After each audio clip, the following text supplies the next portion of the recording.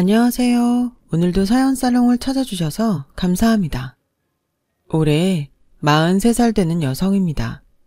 이제 와서 제 인생을 돌이켜보면 참 많은 일들이 있었던 것 같은데요. 어렸을 때부터 외동으로 커왔지만 그리 행복하게 자라지는 못했어요. 주방장으로 일을 하던 아빠는 결혼 전부터 외할머니에게 인정받은 사위가 아니었거든요. 외할머니가 옛날 분이라서 그런지 남자가 주방에 들어가는 것 자체를 못마땅해 하셨는데요. 애지중지 키우던 딸이 갑자기 자기보다 10살이나 나이가 많은 식당 주방장과 결혼한다고 하니 할머니가 탐탁치 않아 하셨죠. 그렇게 결혼을 반대하시다가 저희 부모님 사이에서 제가 태어났고 어쩔 수 없이 외가댁에서는 일절 지원 없이 힘들게 결혼 생활을 시작하셨답니다. 그렇게 아빠는 돈을 벌기 위해서 밖에서 막노동도 하고 본인이 하고 싶어 하던 요리도 계속 하시다가 욕심이 나셨나 봐요. 갑자기 사업을 하신다고 아무런 준비가 되지 않은 채 가게를 열었다가 쫄딱 망하고 말았거든요. 빚이 눈덩이처럼 불어난 우리 집은 아빠의 사업 실패 때문에 참 힘들었습니다. 제가 3, 4살 되었을 무렵에는 엄마가 빚쟁이들의 눈을 피하기 위해 저를 장독대 안에 숨겨놓으신 적도 있었어요. 빚쟁이들이 이사만 가면 어떻게 알고 집에 매일같이 찾아오다시피 하니까 엄마도 도저히 안 되겠는지 아빠에게 이혼을 하자고 하시더라고요. 도대체 갚아도 빚이 사라지질 않는데 대체 어쩔 셈이에요. 미안해. 이번 오픈한 가게만 성공하면 우리 입이 다 갚을 수 있어. 여보, 조금만 참아줘. 나는 참는다 해도 애 맛있는 거 사줄 돈도 없어요. 더 이상은 힘들어서 당신이랑 못 살겠어요. 우리 이혼해요. 그리고 지은이는 내가 키울 테니 그리 알아요. 저는 우연히 엄마 아빠가 싸우는 소리를 듣다가 이혼이라는 말에 심장이 덜컥 내려앉았습니다. 저는 그렇게 아빠 없이 학창시절을 보내게 되었고 저희 집 생계는 오롯이 엄마가 책임지셔야만 했죠. 하지만 엄마도 고된 일은 안 해보셨던 분이라서 그런지 식당 일을 몇 개월 하다가 알아 누우시더군요. 저는 단순히 엄마가 감기 몸살이 걸렸나 싶은 생각에 옆에서 드실 약을 챙기고 있는데 갑자기 제 손을 잡더니 이렇게 말씀하시는 거예요. 지은아, 엄마가 너를 끝까지 못 치게 줘서 미안해. 엄마 없이도 잘 살 수 있지? 그게 무슨 소리야. 엄마 없이 내가 어떻게 살아. 엄마가 지금 몸이 많이 안 좋아. 그래서 말인데 엄마가 너 대학 갈 때 보태주려고 모아놓은 돈 장롱 안에 넣어놨거든? 무슨 일이 있어도 꼭 학교 가서 공부 열심히 하고 우리 딸 행복한 사람이 되었으면 좋겠다. 그렇게 엄마는 급성 폐혈증으로 돌아가시게 되었고 저는 혼자 남겨지게 되었어요. 어렸을 때는 그렇게 부모님 싸우는 모습이 싫더니 지금은 텅 빈 집에 홀로 있다 보면 차라리 싸우더라도 엄마 아빠가 내 곁에 있어줬으면 좋겠다 싶었죠. 하지만 아빠도 빚쟁이들에게 쫓기는 신세라 연락이 끊긴 지 오래되었어요. 그래서 저는 혼자 학교를 다니면서 공부도 열심히 했지만 생활비부터 대학 등록금까지 마련할 여력은 안 되더군요. 사실 그때는 공부는 언제든지 할 수 있으니까 엄마가 날 위해 남겨놓으신 돈은 나중에, 정말 나중에 필요할 때 쓰기로 했답니다. 그래도 성적은 좋았던 편이었기 때문에 저희 학교 선생님은 제가 대학 진학을 하는 줄 알았거든요. 갑자기 취업을 한다고 하니 다시 한번 생각해보라고 하시더군요. 그러면서 제 성적이 아깝다며 괜찮은 중소기업 회사에 취업 제안서를 써주셨어요. 보통 다른 친구들은 공장이나 미용 쪽으로 취업을 하게 되는 경우가 많았는데 저는 고등학교 졸업하자마자 중소기업에 격리로 들어가게 되었어요.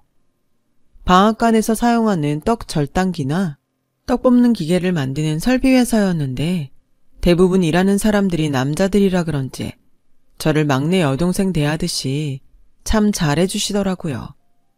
처음 해보는 격리일이라 서툴기도 하고 어렵기도 했지만 그래도 회사 사람들이 저를 여동생처럼 여기고 많이 도와주다 보니 그리 어렵지 않게 회사 생활을 시작할 수 있었습니다. 그렇게 한창 일을 하던 중 회사에서 회사 상품을 전시를 하는 날이 있었어요. 박람회처럼 크게 전시를 할 기회가 생겨서 유명한 떡집 가게부터 떡 뽑는 기계를 보러 오시는 분들이 굉장히 많았거든요. 저는 그 전시 부스에서 회사 전단지도 손님들에게 나눠드리고 간단하게 제품도 소개하고 있었는데 어떤 아주머니가 저에게 오더니 말을 걸더라고요. 아가씨, 안 그래도 내가 떡집을 운영하는데 기계가 고장이 났는지 떡맛이 예전 같지 않네. 게다가 기계는 몇 번이나 바꿨는지 돈 들인 것만 해도 한두 푼이 아니야. 아, 그러셨어요? 그러면 저희 제품 한번 보세요. 제가 좋은 걸로 추천해 드릴게요. 저는 아주머님과 이런저런 이야기를 주고받다가 젊은 사람들이 오고 가는 대학가 근처에서 떡을 판다는 이야기를 듣게 되었습니다. 내가 그렇게 오랫동안 떡 장사를 했는데 이번만큼 장사가 안 될 때도 없었어. 요즘 젊은 사람들은 떡을 별로 안 좋아하는 것 같아. 아무래도 요즘 빵이나 디저트 종류가 많아지다 보니 그런 것 같아요. 그래도 모양도 예쁘고 먹음직스러우면 한 번 더 눈길은 갈 텐데. 제 입장에서는 떡집이 다 비슷하다고 하면 떡을 담는 용기나 그릇들의 변화를 줘보세요. 시각적으로도 예뻐 보이면 젊은 사람들도 한 번쯤 먹어보고 싶다는 생각을 할 거예요. 정말 그럴까? 그렇게 아주머님과 몇 마디 짧은 대화를 나누고 나서 그냥 우리 회사 제품들을 구경만 하고 가시는 줄 알았는데 글쎄 떡 뽑는 기계부터 절단기까지 통 크게 사가시는 거 아니겠어요? 미스김, 우리 영업팀도 못하는 걸 미스김이 해냈네. 역시 실력 하나는 알아줘야 돼. 다들 보고 배우라고. 통 크게 회사 기계를 3개나 사가신 아주머니 덕분에 저는 대표님에게 칭찬도 받고 많은 사람들 앞에서 박수갈채까지 받았습니다. 조금은 얼떨떨하기는 했지만 그래도 다음 달에는 보너스도 챙겨주신다고 하니 기분이 좋았죠. 그렇게 회사에서 열었던 전시는 성공적으로 끝이 나고 며칠이 흘렀어요. 다른 때와 마찬가지로 업무를 하고 있는데 사무실에 전화 한 통이 걸려왔어요. 네, 여보세요? 안녕하세요. 내가 얼마 전에 박람회 가서 이 회사 기계를 사간 사람인데요. 네, 어떤 문의 때문에 전화 주셨어요? 아, 목소리 들으니까 알겠네. 그때 그 아가씨 맞죠? 떡 예쁘게 포장해서 팔아보라던. 회사로 전화를 한 사람은 다름 아닌 그때 박람회에서 봤던 아주머니였어요. 워낙 그 당시에도 목소리가 까랑까랑해서 듣기만 해도 누군지 알겠더라고요. 네, 맞아요. 제품에 무슨 문제라도 있으신가요? 아니, 그런 건 아니고 아가씨 얘기 듣고 내가 장사를 좀 해보니까 이게 또 잘 되더라고요. 그래서 고맙기도 하고 내가 보답하고 싶어서 전화했지. 너무 잘 되셨네요. 그런데 제가 한 게 뭐가 있다고. 말씀만으로도 감사합니다. 에이, 그래도 내가 고마워서 그런 건데 내가 또 이런 건 그냥 넘어가는 성격이 아니에요. 혹시 오늘 저녁 시간 돼요? 저는 괜찮다고 몇 번이고 사양했지만 제가 말씀드린 대로 떡을 예쁘게 포장해서 팔았더니 그 다음부터 장사가 잘 된다며 저에게 고맙다고 꼭 밥을 사줘야겠다고 하시는 거예요. 자꾸 거절하는 것도 예의가 아닌 것 같아서 얼떨결에 저녁까지 얻어먹게 되었습니다. 장비가 좋아서 그런지 떡도 술술 뽑히는 게 맛도 아주 좋아요. 거기 아가씨가 알려준 방법대로 젊은 사람들이 좋아할 만한 예쁜 용기로 포장을 하니까 떡이 잘 팔리는 거 있지. 정말 다행이네요. 그런데 이렇게 비싼 밥까지 안 사주셔도 되는데. 한눈에 봐도 비싸 보이는 중식당에서 코스 요리를 시켜주시는데 한사코 괜찮다고 말씀드려도 자기 딸 같다며 자꾸 챙겨주고 싶다고 하시는 거예요. 갑작스러운 따뜻한 배려에 저도 모르게 그리운 엄마 생각이 나서 눈물이 났어요. 아가씨, 밥 먹다 말고 왜 울어요? 아, 죄송해요. 엄마 생각이 나서요. 엄마가 저 학교 다닐 때 일찍 돌아가셨거든요. 에그머니, 가여워라. 그러지 말고 이제 나를 엄마처럼 생각해요. 나도 딸 하나 더 생겼다고 생각할게. 그때부터 퇴근할 때가 되면 저에게 몇 번이고 연락을 하셔서 저녁을 사주시곤 하셨어요. 저도 정말 이렇게 따뜻한 분이 계시는구나 싶은 생각에 저희 가정사를 털어놓으며 아주머니랑 조금씩 가깝게 지내고 있었어요. 그러던 어느 날 아주머니가 저녁을 함께 먹자고 해서 그냥 그런 줄만 알았죠. 식당에는 휠체어를 타고 있는 남자분이 앉아 계시는 거예요. 아주머니는 저를 보자마자 휠체어에 앉아 계신 남자분과 인사시켰어요. 아, 이제 와요? 인사해요. 우리 아들. 네? 아들이요? 아, 네네. 안녕하세요. 처음 뵙겠습니다. 저는 갑작스러운 상황에 당황스러움을 감추지 못했어요. 미안. 내가 너무 갑자기 우리 아들을 데려왔지. 몸은 이렇게 불편해 보여도 우리 아들 교수예요, 교수. 아주머니는 아들이 교통사고로 인해 두 다리를 잃었다며 교수가 된 사연까지 저에게 장황하게 늘어놓으셨어요. 저는 그냥 그런가 보다 하고 참 대단한 사람이구나 싶은 생각만 들었어요. 한창 식사를 하고 있는데 갑자기 아주머니가 약속이 생겼다며 자리를 피하더군요. 어머, 내가 약속 있는 걸 깜빡했네. 그러면 식사 마저 하고 가요? 네? 저희 둘만 남겨놓고요? 저는 그렇게 아주머님의 아들과 어색한 공기 속에서 둘이 식사를 하게 되었어요. 조용한 침묵이 흐르고 있는데 남자분이 먼저 말을 꺼내더라고요. 죄송해요. 저희 엄마가 괜찮은 사람 소개해준다고 해서 나오긴 했는데 표정 보니 지은 씨는 오늘 자리가 어떤 자리인지 전혀 몰랐나 보네요. 아, 네, 그냥 저녁 식사하는 자리인 줄 알고. 그렇게 예상치 못하게 갑작스레 소개팅을 하게 되었는데 이 남자분과 한두 마디 건네다 보니 참 사람이 좋은 사람이구나 싶은 게 느껴졌어요. 말도 예쁘게 하고 취미생활로 봉사활동도 틈틈이 한다고 이야기하는 게 자기 몸이 불편해도 남을 배려할 줄 아는 사람이구나 싶었습니다. 물론 처음에는 장애가 있다는 게 조금은 마음에 걸렸지만 이 남자의 적극적인 구애와 애정 공세로 저도 마음을 열고 연애를 시작했어요. 그렇게 저희는 6개월의 짧은 연애를 마치고 결혼을 하게 되었어요. 주변 친구들은 저에게 교수 사모님이 됐다며 부러운 기색을 내비쳤지만 막상 남편이 걷지 못하는 장애가 있다는 걸 알고 나서는 저를 불쌍하다는 듯이 쳐다보더라고요. 그러거나 말거나 저는 이 사람의 따뜻한 마음씨를 보고 결혼했기도 했고 아무것도 없는 저를 위해 시모가 잘 챙겨주고 저를 딸처럼 대해주니까 정말 이제는 행복하게 살 줄 알았습니다.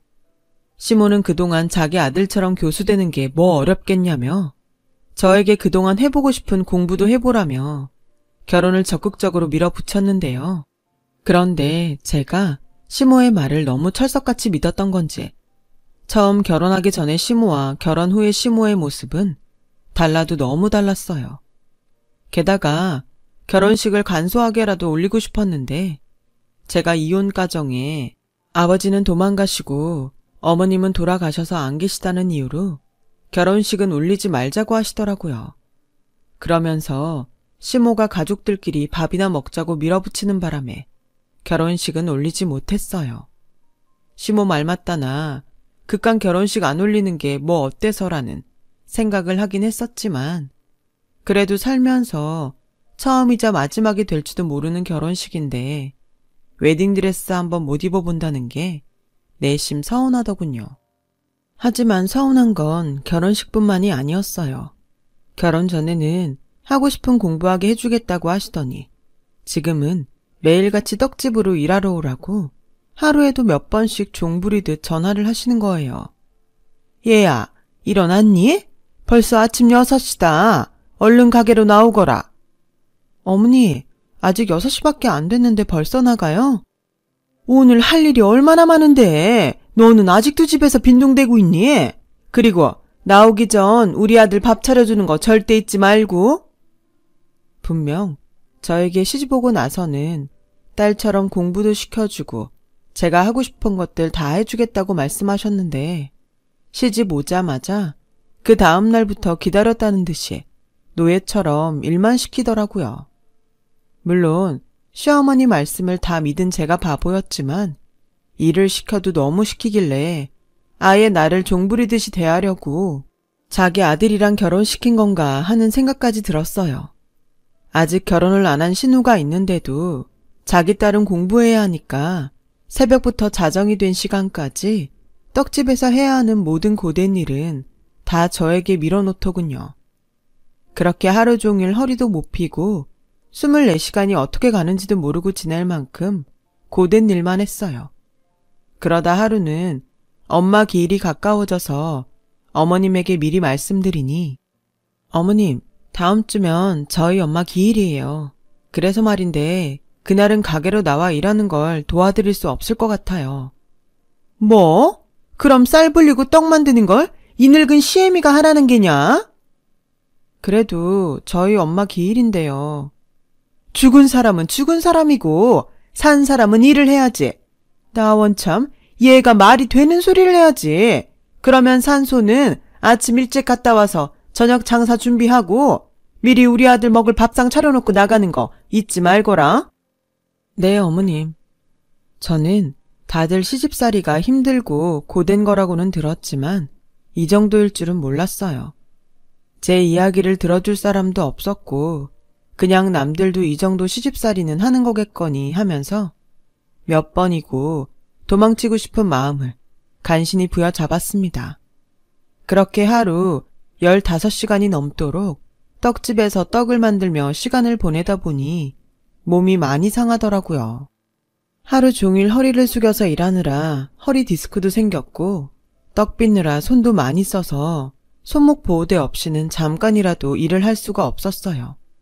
그렇게 몸이 상해가는 걸 보면서 나중에는 집에 와서 남편에게 하소연을 했습니다. 여보, 나 언제까지 떡집에서 일해야 해요? 하루하루가 너무 힘들어. 사람 참, 그깟 떡 만드는 게 뭐가 힘들다고 징징거려. 매일같이 몸 불편하게 사는 나도 있는데. 그래도 하루 15시간씩 매일 일해봐요. 그러지 말고 당신이 어머님한테 나 떡 만드는 일 이제 그만했으면 좋겠다고 말해주면 안 될까? 이상한 소리 하지 말고 배고프니까 밥이나 차려.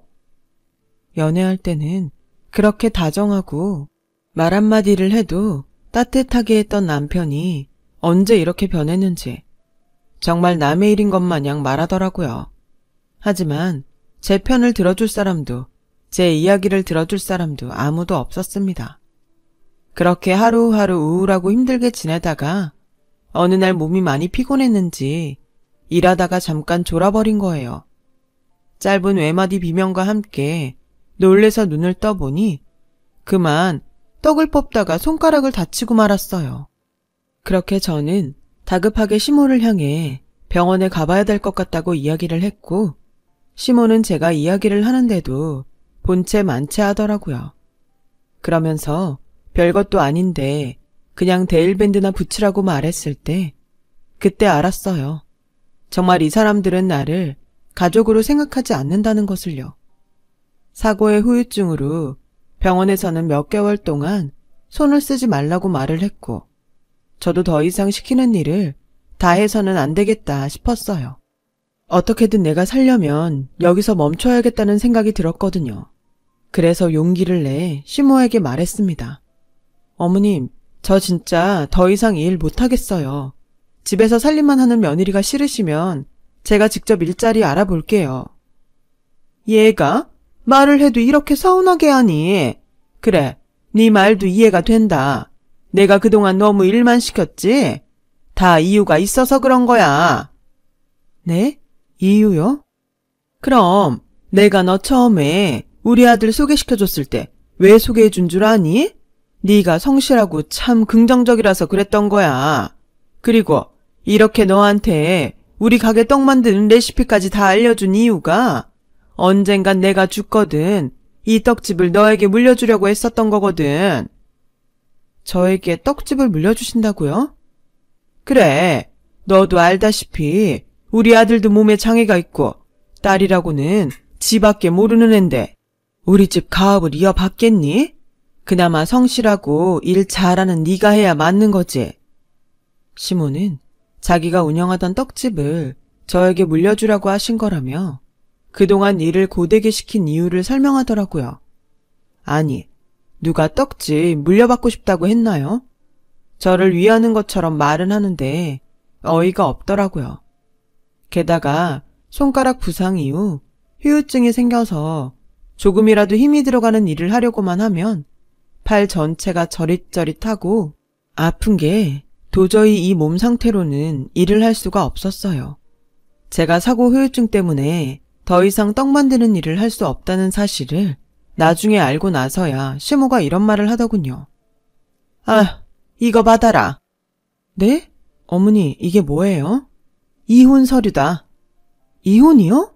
갑자기 이혼 서류라니요? 네가 일을 제대로 할 줄을 아니? 그렇다고 네가 교수님인 우리 아들 수발드는 걸 잘하기를 하니. 그러니 이제 이 집에서 당장 나가줘야겠다. 어머니, 갑자기 이런 법이 어딨어요. 제가 갈 데가 어딨다고 당장 나가라뇨. 그건 네가 알아서 할 문제고 우리 아들이랑도 다 얘기된 거야. 그러니 잔말 말고 짐 챙겨갖고 당장 이 집에서 나가. 저는 황급히 집에 달려가서 남편에게 우리가 왜 이혼해야 하냐고 몇 번이나 물어봤지만 이제는 제가 별 쓸모가 없는 것 같다며 이혼해달라고 하더군요. 저는 그렇게 그 집에서 쫓겨나게 되었어요. 갈 데도 없고 돈도 없는데 그때는 참 하늘이 원망스럽더라고요. 왜 이렇게 불행하고 힘든 일은 다 나에게만 일어나는 것 같은지 그렇게 오갈 데 없이 터벅터벅 발길 닿는 대로 걷다 보니 옛날 엄마랑 함께 살았던 동네가 나오더라고요. 갑자기 눈물이 쏟아져 나오는 거 있죠. 길 구석에서 한참을 울다가 그래도 이곳에 정착을 해야겠다 싶더라고요. 부동산에 가서 방을 알아보니까 엄마랑 둘이 살았던 낡고 오래된 단칸방이 비어있는 거예요. 다시 계약하게 되었어요. 엄마가 대학 학비로 쓰라고 마지막에 주셨던 그 돈으로 그 방을 계약했습니다. 빛도 안 들어오는 지하 단칸방에서 제 인생을 한탄하며 며칠을 울었는지 몰라요. 엄마가 살아계셨다면, 그리고 아빠가 집을 나가지 않으셨다면 내가 이렇게 하루아침에 버림받는 이혼녀는 안 되지 않았을까 하면서 별의별 생각을 하고 폐인처럼 지냈죠. 그러다 문득 이렇게 울기만 하고 식음을 전폐했다가는 이대로 죽겠다 싶은 생각이 드는 거예요. 돌아가신 우리 엄마를 생각해서라도 내가 어떻게든 살아야겠다 싶어서 집 근처 카페에서 알바를 시작했어요. 비록 아르바이트이긴 했지만 그래도 나이가 있는 저를 믿고 일을 시켜주신 사장님에게 감사한 마음이 들어서 더 열심히 일을 하게 되었는데요. 확실히 젊은 사람들이 많이 방문하는 카페라서 그런지 커피를 마실 때 어떤 디저트를 선호하는지 대충 파악이 되더라고요. 그러면서 속으로 왜 시댁 떡집이 장사가 안 되는지 더 잘 알겠더라고요. 지은씨, 오늘도 고생 많았어요. 나머지는 내가 가게 정리하고 들어갈 테니까 남은 케이크들만 정리하고 퇴근해요. 아니에요, 사장님. 제가 다 정리하고 들어갈 테니 먼저 들어가세요. 그런데 요즘 얼굴이 많이 안 좋으신 것 같은데 무슨 일 있으세요? 아, 사실은 미국에 계신 부모님이 편찮으셔서 내가 지금 가게를 정리해야 하는데 그동안 애지중지하면서 키워왔던 가게라 내놓을 생각하니까 마음이 안 좋네요. 그나저나 지은씨, 앞으로 새로운 일자리 구해야 할 텐데 이거 어떡하죠? 아, 부모님이 편찮으시면 하루빨리 미국 가셔야죠. 저는 괜찮아요, 사장님. 그러자 사장님은 뭔가가 생각났다는 듯이 저를 쳐다보시면서 이런 말씀을 하시더라고요. 이 가게에 남한테 주기는 아까워서 그런데 차라리 지은 씨가 맡아서 해보는 게 어때요? 생판 모르는 사람도 아니고 그동안 내 일처럼 가게 일도 열심히 해줘서 왠지 지은 씨가 가게를 맡아주면 나도 마음 편히 미국으로 갈 수 있을 것 같은데. 그런데 제가 가게를 인수할 만한 돈이 없어요, 사장님. 그건 걱정하지 말아요. 가게 보증금만 주면 권리금도 필요 없고 내가 사용하던 그릇이나 기계들은 그대로 두고 갈 테니까. 사장님의 갑작스러운 제안에 저도 잠깐 고민을 했지만 속마음은 예전부터 내 가게가 하나 있었으면 좋겠다 싶었거든요. 그래서 모아놓은 돈과 은행에서 할 수 있는 대로 끌어서 대출을 받아 사장님이 운영하시던 카페를 인수하기로 결정했습니다. 그렇게 꿈에 그리던 내 가게가 생겼다니 기쁘기도 했지만 나 혼자 잘할 수 있을까 하는 걱정스러운 마음도 들었어요. 그래도 지금까지 성실함 하나만 믿고 살아왔던 나니까 제 스스로를 한번 믿어보기로 했답니다. 그래서 아침 일찍 일어나서 가게 청소도 열심히 하고 커피에 어울릴 만한 디저트를 밤낮 없이 매일같이 연습하며 만들어봤어요. 아무래도 젊은 층이 많이 다니는 대학가 옆이기도 하고 자취생들이 많다 보니 맛있으면서도 건강하게 먹을 수 있는 메뉴가 필요했죠. 그래서 신메뉴가 개발이 되면 카페에 온 손님들을 대상으로 시식도 열어봤고 가장 평판이 좋았던 디저트를 판매하기도 했어요. 아무래도 시댁에서 배워왔던 게 떡 만드는 일이다 보니 겉모양은 빵 같지만 그 속은 영양가가 꽉 차 있는 젊은 사람들이 좋아할 만한 퓨전떡으로 개발을 했거든요. 갈수록 제가 만든 퓨전떡을 맛보려는 사람들로 젊은 손님부터 동네 사람들까지 매일같이 저희 가게를 방문해 주신 덕에 날이 갈수록 매출은 올라가기 시작했어요. 매출이 늘 때마다 저는 여기에서 만족하지 않고 더 열심히 맛있는 떡 디저트를 만드는 데 집중했답니다. 열심히 밤낮으로 메뉴 개발을 하고 노력한 덕인지 이제는 제가 만든 떡을 맛보려는 손님들로 가게 앞은 문전성시를 이뤘어요. 심지어 오픈 전에 줄을 서지 않으면 못 먹는 날이 있을 정도로 손님이 넘쳐서 그야말로 대박이 났어요. 그래서 가게 앞에는 항상 손님들로 줄이 넘쳐났는데요. 그렇게 와주신 손님분들을 위해서라도 더 대충 장사할 수 없겠더라고요. 정말 열심히 했습니다. 그날도 똑같이 가게를 오픈하고 손님들을 받고 있는데 갑자기 뒤에서 큰 소리가 나더라고요. 아줌마, 여기 줄 안 보여요? 저희도 오래 기다린 건데 왜 갑자기 새치기를 하세요? 아니, 언제 새치기를 했다고 그래? 원래 여기 내 자리였어. 그리고 어른이 껴들면 그냥 그런가 보다 해야지. 나이도 어린 게 버릇없이? 줄 서 있는 손님들 사이로 시비가 붙은 건지 큰 소리가 나길래 무슨 일인가 싶어서 저도 손님들이 있는 곳으로 향했어요. 손님, 무슨 일이세요? 아니, 이 아줌마가 새치기 했으면서 뻔뻔하게 자기 자리라고 우기잖아요. 글쎄, 나 새치기 안 했대도. 큰 소리를 내는 아주머니와 그런 아주머니를 보고 어쩔 줄 몰라 하는 아가씨를 말리려 하는데 글쎄, 새치기를 안 했다고 뻔뻔하게 우기는 아주머니의 얼굴을 자세히 보니 저희 시모가 아니겠어요? 엄니, 여긴 어떻게? 아니, 네가 여기 왜 있니? 이제 하다 못해 그 나이 먹고 여기에서 알바하는 거냐? 그럼 그렇지. 네가 뭘 하겠니? 학벌이 좋기를 해? 그렇다고 부모가 있기를 해. 그러길래 내 밑에서 얌전하게 떡이나 팔면 좋았을걸. 왜 사서 고생을 해? 저 이 가게 사장이에요. 그리고 여기 떡은 제가 직접 만듭니다. 먹고 싶거든 여기 줄 보이시죠? 저 맨 뒤로 가셔서 줄 서서 사가셔야죠. 아참, 워낙 저희 가게 떡을 먹고 싶어하는 손님들이 많아서 어머님 순번이 올지 모르겠네요. 뭐라고? 이 큰 가게가 네 가게라는 말이냐? 그럼 제가 따신 밥 먹고 거짓말을 하겠어요? 사람 귀한 줄 모르고 여전히 무시하고 늘 자기 하인대하듯 말하는 건 여전하네요. 뭘 당신이랑 떡을 팔아요. 그럴 수나 있었어? 이 노인네가 노망이 났나? 그렇게 못된 심포를 가졌으니 그 떡집이 그렇게 망했겠죠. 뭐라고? 너 지금 나 무시하는 거냐? 왜? 좀 무시하면 안 돼요? 당신 주특기잖아요. 손님들이 기다려서 이제 장사하러 들어가야 되니까 가게 앞에서 좀 얼쩡대지 말고 가줄래요? 뭐? 뭐라고? 아유, 이게 무슨 일이야. 아유, 내가 너 잘된 거 억울해서 못 산다. 우리 아들도 나를 버리고 이제는 너까지 나를 무시하니 내가 제명에 못 산다. 결국 시모는 저의 한마디에 충격을 받았는지 억울해서 못 산다며 오열하더라고요. 저희 가게 소문을 신우한테 듣고는 여기 염탐을 온 모양이더군요.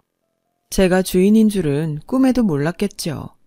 그러면서 자기 가게가 망해가고 빚을 지자 아들이 자기를 버리고 갔다며 뭐가 그리 억울한지 제 가게 앞에서 혼자 울고 소리 지르고 한바탕 난동을 부렸네요. 손님들은 이상한 할매가 왔다며 경찰에 신고까지 해서 시모는 영업방해죄로 경찰에 끌려갔고 가게 앞은 아무 일 없다는 듯 다시 잠잠해졌습니다. 그동안 진짜 시모에게 당한 거 생각하면 한 방 제대로 날려주고 싶었는데 워낙 가게 일이 바쁘다 보니 기회도 없고 시모에 대한 생각도 줄어들고 있었는데 오늘 이렇게 제 가게 앞까지 알아서 찾아와 주다니 덕분에 시원하게 시모에게 한 방 제대로 먹여줬네요. 그러길래 사람 귀한 줄 모르고 매일 무시하고 자기 욕심만 챙기던 시모는 저한테까지 무시받았으니 얼마나 살기 싫었을까요? 역시 최고의 복수는 제가 잘 사는 거였어요.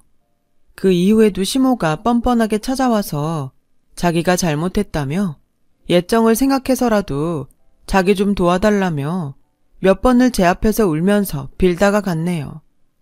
물론 저는 받아주지 않았고 시모가 찾아올 때마다 경찰을 불러서 쫓아냈고요. 지금도 가게가 잘 되긴 하지만 그래도 끊임없이 개발을 위해 노력하고 있답니다. 가끔은 몸도 힘들고 피곤하기도 하지만 그래도 제가 좋아하는 일을 하며 돈을 벌 수 있다는 게 이렇게 행복하다니 앞으로도 더 열심히 해보려고요. 제 가게를 찾아오는 손님들에게 고마워서 그만큼 보답하려고 노력하렵니다. 쓰다 보니 길어진 제 사연 읽어주셔서 감사드려요. 바라는 일 다 이루시고 가정에 행복이 가득하길 바랍니다. 여러분, 사연 댓글에 응원과 현명한 조언 부탁드려요. 좋아요와 구독은 저에게 큰 힘이 됩니다. 오늘도 좋은 일 가득하세요.